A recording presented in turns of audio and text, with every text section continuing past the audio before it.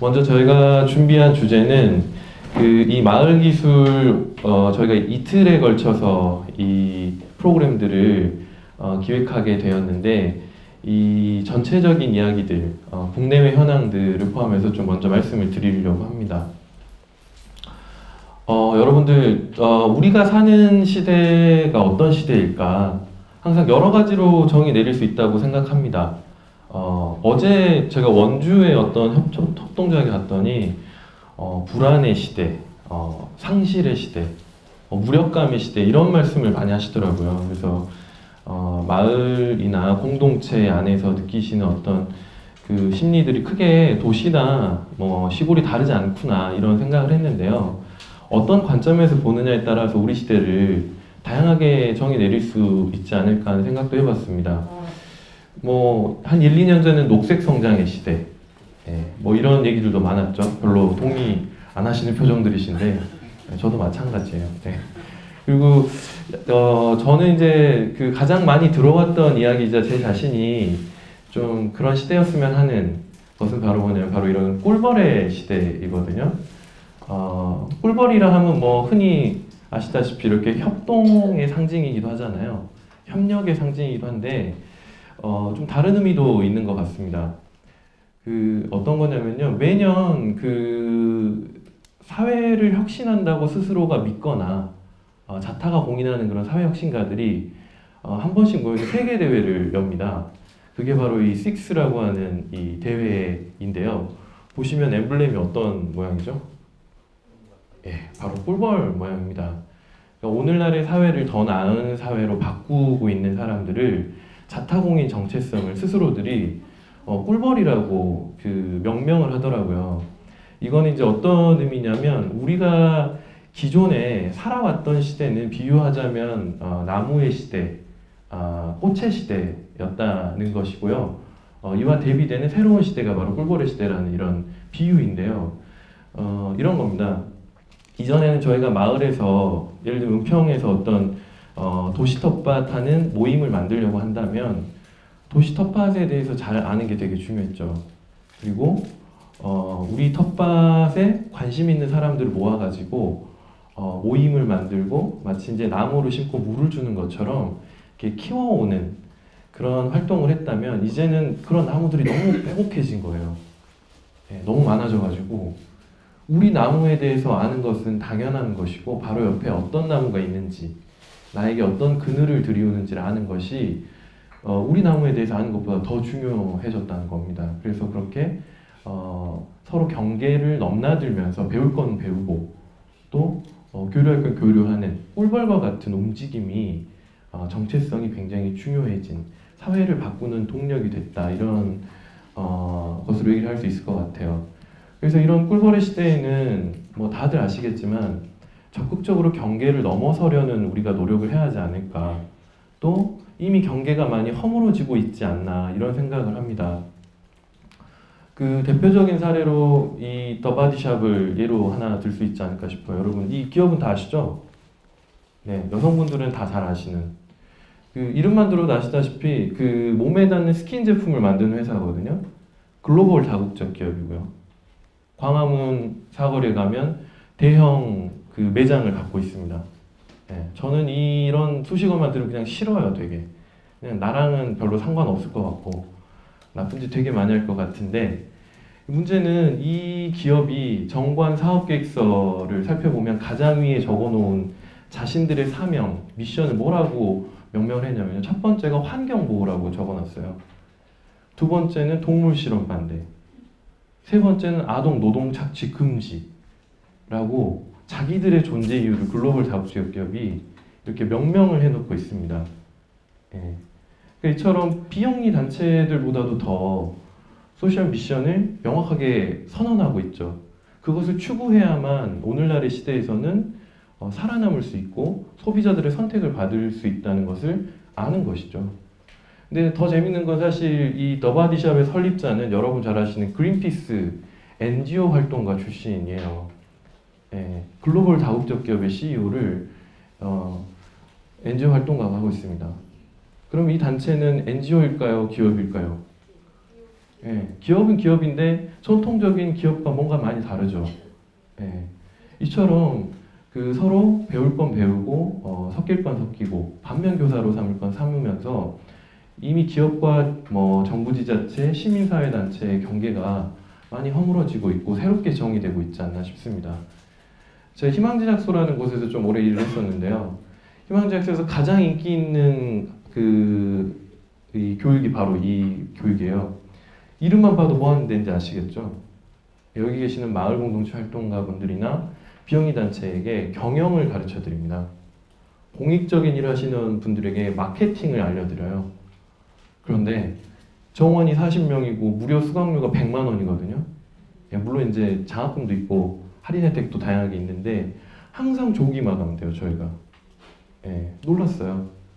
이 그 어려운 살림살이에 바쁜 일정에 계시는 비영리 단체, 마을 공동체 대표분들께서 이 비싼 돈을 내고 오시는 거죠. 현장에 있어 보시면 아시는 거예요. 우리가 공익적인 일을 이제 하려고 하더라도 이것이 지속 가능하기 위해서는 경영과 마케팅을 알아야만 한다는 것을 체감을 하고 계시는 거죠.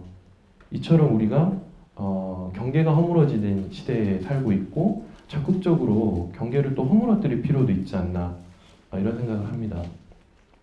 그래서 말씀드린 대로 이제는 은평에서 어떤 그 두꺼비 하우징과 같은 사회적 기업을 하려고 한다 할지라도 마을에서 무언가를 하려고 할지라도 이 모든 것들이 연결돼 있고 그 복잡계를 이루고 있는 사회이기 때문에 어떤 마을 자치위원회가 우리 은평구에 있는지 또는 어떤 협동조합들이 존재하고 있는지 이슈가 뭔지 그 영역에 대해서 아는 것이 우리의 두꺼비 하우징에 대해서 우리 은평구에 대해서 알거나 전문성을 기르는 것 못지않게 중요해진 그런 시대에 우리가 살고 있고 그런 마을 공동체를 만들어 가려고 한다는 것 아닌가 이런 생각을 해봤습니다. 그래서 이제 이것이 바로 그 흔히 말하는 요즘 유행되는 어떤 사회혁신의 정의인 것이죠. 앞서 말씀드린 대로 사회혁신의 굉장히 그 핵심적인 흐름이라고 할 수 있는데요. 사실 이미 다 알고 계시는 내용이기도 합니다, 여러분들. 예, 내용만 약간 그 용어만 다르다 뿐이지 동의어들이 많이 있잖아요. 알고 계시잖아요. 뭐 여기 나오는 것처럼 융합이라든지 뭐 컨버전스 아니면 위키 뭐 또는 뭐 거버넌스도 그렇고요. 여럿이 함께하는 사회적 경제도 어떤 그런 범주가 아닐까 싶고 학계 간의 경계를 허물어뜨리려고 하는 통섭도 마찬가지죠. 예. 이미 우리 생활 속에 침투해 있고 우리는 그런 시대에서 마을 공동체를 맞이하고 있지 않나 라고 생각을 합니다. 그런데 이런 그 꿀벌의 시대에 가장 이제 그 중요한 특징 중에 이제 두 번째는 뭐냐면 경계가 허물어진 다음에 특징이 뭐냐면 바로 아시다시피 디지털, ICT, SNS를 핵심으로 하는 시대에 우리가 살고 있다는 거죠. 오늘의 주제이기도 한데요. 많은 사람들을 참여시키고 또 많은 사람들과 함께 무엇을 하려든지 간에 이 디지털, IT, SNS에 대해서 알지 못하거나 이것을 적극적으로 녹여내거나 해석하지 않으면 마찬가지로 지속 가능하기 어려운 그런 환경에 우리가 놓여있지 않나 싶습니다. 그래서 이른바 그런 시도들, 기존의 이런 사회를 바꾸거나 더 나은 세상으로 만들려고 하는 시도와 디지털, IT를 접목하려는 시도를 디지털 사회혁신이라고 이제 명명을 해서 요즘 이제 그 한국뿐만 아니라 전 세계적으로 이런 그 담론들이 만들어지고 있고 활동들을 시작하고 있는 상태입니다. 특히 유럽에서 이제 이걸 가장 먼저 시작을 했는데요. 말씀드린 대로 이런 그 복잡다기한 여러 사람들이 얽혀 있고 여러 문제들이 연결되어 있는 문제를 해결하는데 시민들, 사람들의 참여를 모으고 그 방법으로서 디지털 IT를 적극적으로 접목하는 것을 디지털 사회혁신이라고 유럽연합에서는 정의를 내리고 있더라고요.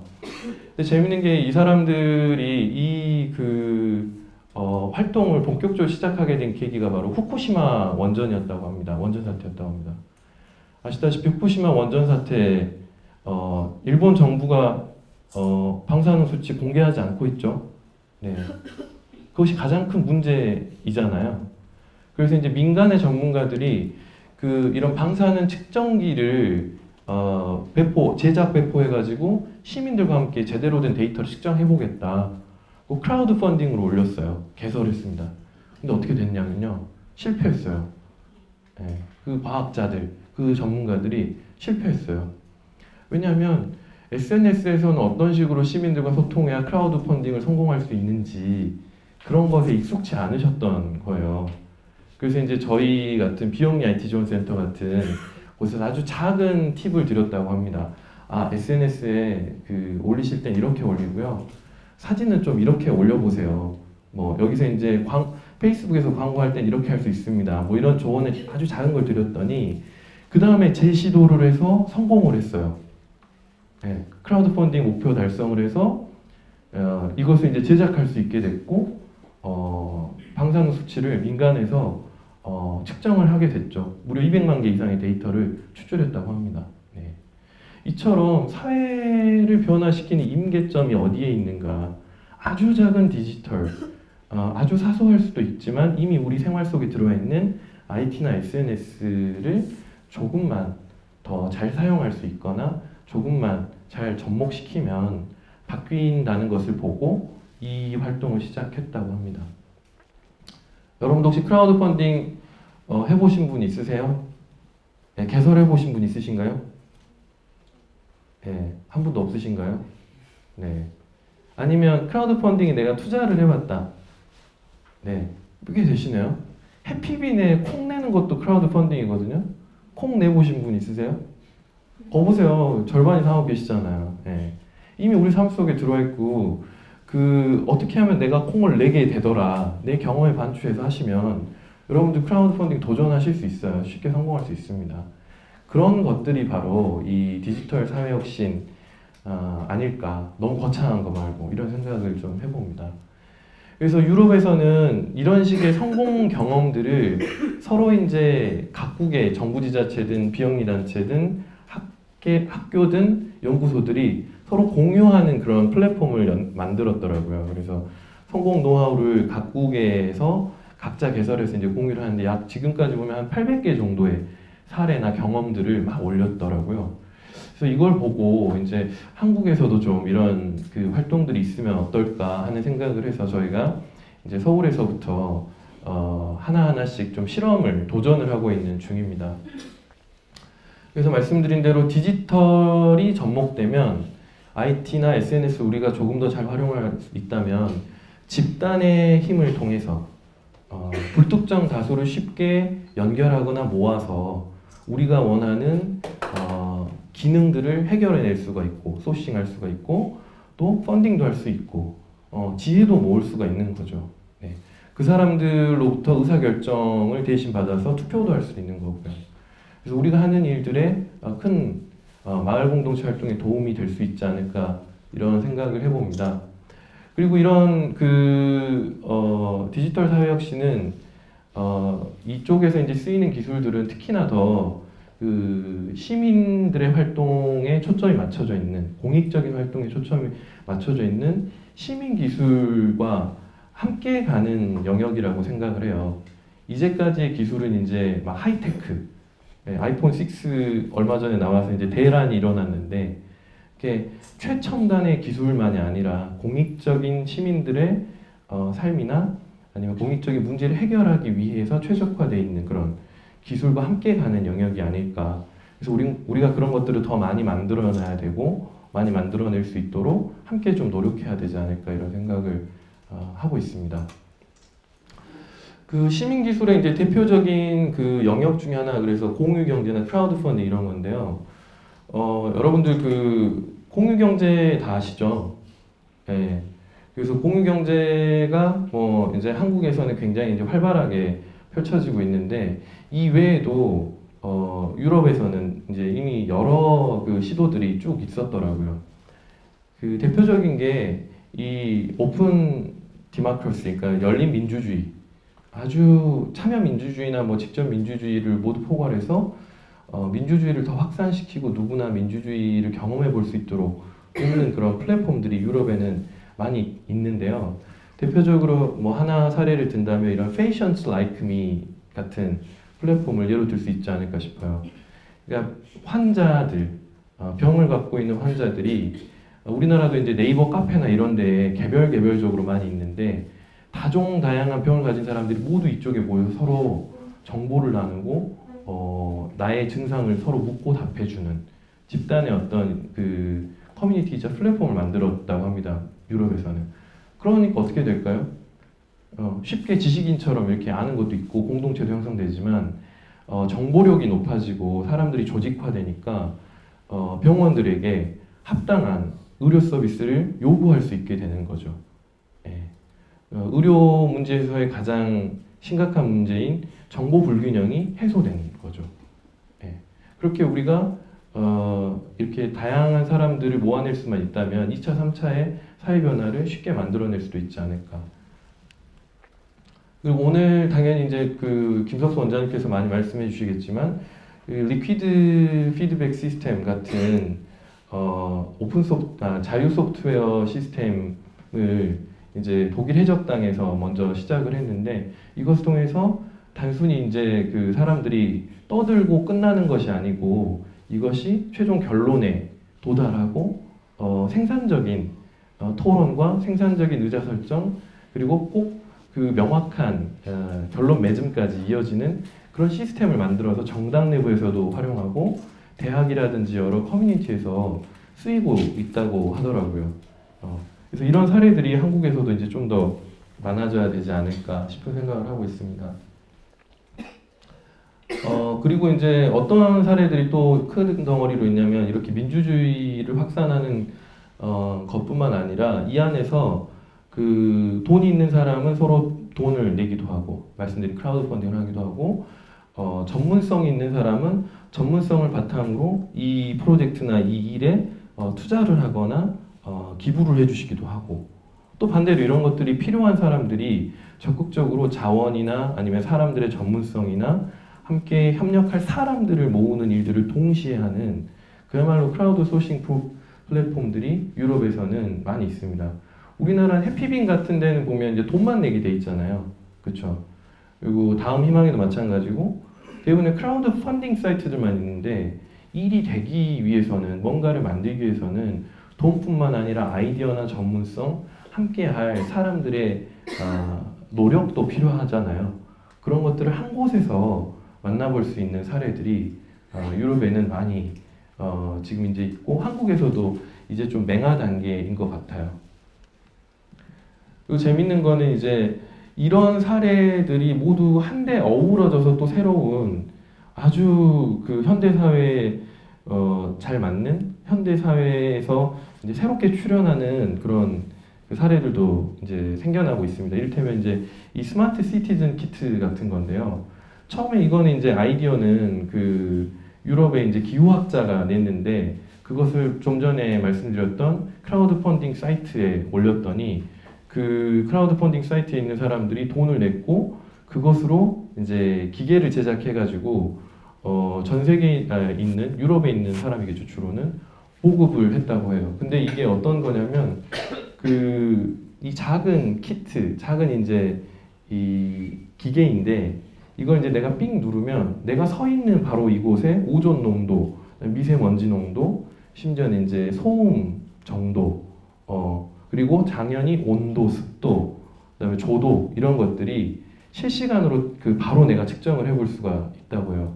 그리고 이것이 내 스마트폰으로 들어와서 계속 기록이 되고 또 이것을 이런 식으로 온라인 플랫폼에 사람들하고 공유를 해가지고 지금 우리가 받아보고 있는 기후 정보가 진짜 정확한 기후 정보인지 아니면 잘못된 기후 정보인지 아까 말씀드렸던 일본처럼 속이고 있는 건 아닌지 이것을 실시간으로 확인해 볼 수 있는 거대한 온라인의 망을 만들기도 한 거죠. 그러니까 이런 하드웨어, 그다음에 온라인 플랫폼 등이 이제 종합적으로 융합된 새로운 어떤 그 방식의 사회를 바꾸는 모델들이 요즘 최근 들어서 굉장히 많이 출현을 하고 있는 상태입니다.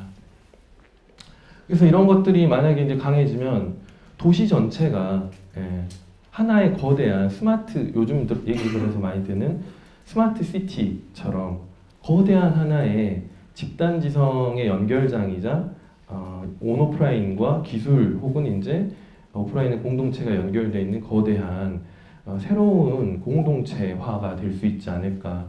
그래서 유럽에서는 사실 이제 산탄데르라고 하는 스페인의 도시가 가장 대표적으로 또 선도적으로 이런 활동을 하고 있는데 여기도 아직은 보니까 이제 맹하 단계예요. 이제 시도하고 있는 단계이고 뭐 우리나라 같은 곳이 워낙 인터넷도 발달했고 또 이렇게 마을 공동체도 잘 활성화돼 있으니 더 나은 이제 사례를 보여줄 수 있지 않을까 이런 기대를 해보기도 할 수 있을 것 같습니다. 네. 근데 이렇게 막 말씀드리면 뭔가 대단한 것 같잖아요, 여러분. 나랑은 좀 계속 거리가 멀 것 같고. 근데 전혀 그렇지 않다는 겁니다. 우리가 모두에 말씀드렸던 대로 어떤 전혀 새로운 것이 아니고요. 우리 주변에 이미 침투해 들어와 있는 것들을 가지고도 충분히 할 수 있고 우리 생활 속에 이미 들어와 있는 것으로 여러분들께서 익숙하게 사용하고 있는 것이다라고 좀 생각을 해주시면 좋을 것 같아요. 이 대표적인 게 공유경제인데요. 공유경제 처음 얘기하면 마치 이게 아주 새로운 나랑은 거리가 멀고 실리콘밸리에 있는 애들 또는 여기에 익숙한 사람들만이 선도할 수 있는 것이라고 오해를 하기 쉬운데요. 왜냐하면 이제 초창기에 막 조망했던 모델 이런 에어비앤비라든지 이름도 어려운 것들 아니면 소카 같은 모델들 대단히 자본이 들어가거나 이제 렌트 회사랑 크게 다르지 않은 이런 모델들이었기 때문에 좀 그랬던 것 같은데 저는 엄밀히 얘기하면 우리나라의 대표적인 공경제 사례는 네이버의 중고나라라고 생각해요. 네, 여러분 중고나라 혹시 안 써보신 분 있으세요? 네, 외계인이세요. 네. 왜냐면요 회원이 이 중고나라 몇 명이냐면 1100만 명이거든요. 네이버 단일 카페예요. 하나의 카페인데 우리나라 전 국민 5명 중에 1명이 가입해 있으세요. 네. 그리고 주변에 거의 다 써보셨잖아요. 네. 오늘도 평화로운 중고나라. 네. 웃으시는 분 오유인. 막 이래. 중고나라에서 하루에 거래되는 거래량이 200억쯤 돼요. 초당 게시물이 3개쯤 올라오거든요. 이 안에서 기증해 주시기도 하고 제가 아까 말씀드린 재능을 무료로 기부해 주시기도 하고요. 지역별 소모임도 하시고 여기서 만나서 연애도 하고 결혼도 합니다. 네. 물론 이제 결혼이나 연애까지 공유할 수는 없는 것이지만 거대한 사람들의 이 커뮤니티 공유하려는 활동들 말 그대로 경제행위, 기부행위가 네이버 카페 하나에서도 이루어질 수 있는 것이고 이미 이루어지고 있어요. 전혀 새로운 게 아닙니다. 네. 그래서 크라우드 소싱이나 크라우드 펀딩 사이트에서도 항상 얘기하는 것이 이것이 어떤 재창조하고 새롭게 저희가 말씀드리는 것이 아니라 재발견되는 것일 뿐이다. 다만 인터넷이 특별히 요즘 시대에 더 발달하다 보니까 이쪽 기기나 툴이나 채널을 통해서 좀 부각된 것이다 라고 얘기를 하거든요. 그래서 여러분들께서 기존에 하시던 잘 해오시던 중고나라 사용해 오시듯이 하시면 되는데 다만 이제 새롭게 우리에게 이렇게 출연해 있는 그런 기기들이나 어떤 프로그램, 소프트웨어들에 대해서 조금만 하시면 되지 않을까 싶어요. 그래서 계속 말씀드린 대로 우리가 SNS 썼을 때도 크라우드 펀딩 했어요. 사랑의 리퀘스트 보시나요? 보셨나요? 저는 못 봐요. 네.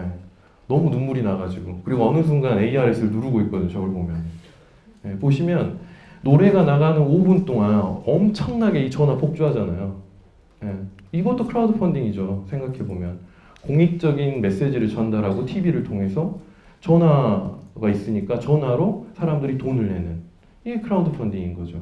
원리는 전혀 새로운 것이 아닌 겁니다. 요즘에 SNS를 하는 것이. 예전에는 이게 없을 때는 신문이나 방송 매체만 있을 때 금모으기 운동 했었잖아요. 네, 전혀 다른 게 아니에요. 원리가 크라우드 펀딩이라는 게. 더 나아가면 이제 국채보상 운동 옛날에. 뭐가 다릅니까? 둘의 전통 이런 것들을. 여러분들이 어렵게 생각하지 마시고 우리 주변에 있는 것부터 하나씩 할 수 있으면 좋겠다는 생각을 해봤습니다. 근데 그럼에도 불구하고 어찌됐든 미디어 도구라든지 소프트웨어 도구 인터넷 기기 등은 시시각각 좀 변화하긴 하거든요. 진화하기도 하고. 그래서 그런 것들에 대해서 어느 정도는 우리가 알 필요는 있다는 거예요. 저희가 이 프로그램을 기획한 의도인데요. 그래서 그런 식으로 본질은 놓치지 말되 변화하는 것에도 조금은 한번 우리가 좀 살펴도 보고 참여도 해보면 어떨까 하는 생각을 좀 해봤습니다. 그래서 말씀드린 것처럼 우리 전통적인 마을 게시판 생각하면 이런 마을 게시판을 생각하잖아요. 예, 요즘에 이제 그런 게시판 쓰는 마을이 어디 있습니까? 이게 영국에서는 최근에 이제 가장 화제가 됐던 마을 게시판이 스티키 보드라는 것, 온라인에서 이제 만들어지는 거고요. 오늘 이제 박사님 말씀해 주셨지만 일본은 마을 SNS라는 것으로 마을에서 소통을 하고 또 한국에서도 네이버 카페 대표 사례로 찾아봤더니 덕소 마을이 잘 하시더라고요. 네이버 카페를 통해서 요즘은 소통을 이렇게 하고 문제도 해결합니다. 그런 시대에 이미 우리는 살고 있다는 것을 잊지 말아주셨으면 좋겠습니다. 그래서 마지막으로 여러분 네티즌이라는 단어를 처음 주창하신 분이세요. 이분이 론다 하우벤 여사인데 한국에 오셨을 때 만났는데요. 너무 감동을 받았어요. 이분이 네티즌이라는 용어가 넷을 단순히 사용이 아니라 넷을 통해서 더 나은 세상을 만드는 사람이다. 넷시티즌의 개념을 적극적으로 정의해야 한다라고 얘기를 하시더라고요. 이분께서는 저희 한국에서 누굴 만나고 싶었냐니까 더 나은 세상을 만들려고 하는 청년들을 만나고 싶다 해가지고 제가 그때 만났거든요. 그러고 나서 다음 스케줄 어디냐 물어봤더니 바로 강정마을로 가시더라고요. 구럼비 폭파되는. 그래서 그것을 기사로 써가지고 이분이 오마이뉴스 인터내셔널 기자이자 UN 저널리스트인데 송고해가지고 막 비판하시고 그 다음 주에 바로 그런 활동을 하시더라고요. 여전히 왕성하게 하시더라고요. 그래서 우리가 그동안은 넷이나 어떤 IT나 디지털들을 늘 유희하거나 게임하거나 단순히 이렇게 엔터테인먼트 도구로 많이 사용했는데 이제는 이 네티즌의 개념을 정말 제대로 돌려놓을 원위치로 돌려놓을 때가 아닌가 이런 생각을 해봅니다. 그래서 오늘 좀 두 전문가님들의 폭넓고 더 깊이 있는 얘기도 들으시고 토요일날 이제 지금 시작할 수 있는 것부터 저희랑 같이 하시면서 하나하나씩 해보면 어떨까 싶습니다. 네. 그래서 세상은 다른 게 필요 없고요. 여러분들 한 분 한 분을 필요로 해요. 그러면 세상 바뀌거든요. 네. 앞으로도 좀 이 점 명심해 주시고 저희하고 함께 해주시면 감사하겠습니다. 이상 마치도록 할게요. 네. 감사합니다.